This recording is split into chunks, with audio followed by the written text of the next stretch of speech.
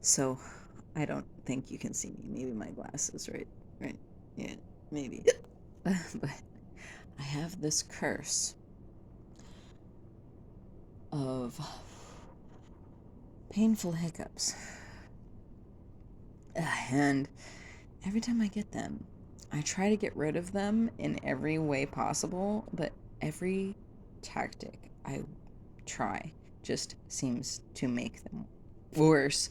So, my only option is to just write it out. And sometimes I can get it to where it doesn't interrupt me talking, but other times it does. And sometimes it seems like the more I talk, the less the hiccups are, but sometimes it really doesn't matter how much I talk. The hiccups still come.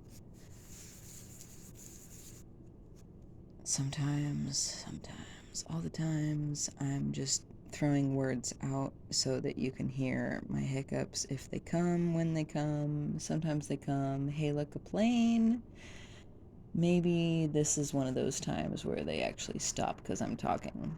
That's great because, like, for the past 20 minutes, I've been having hella bad hiccups, and it's been hilarious. But, okay, alright, this is one of those times.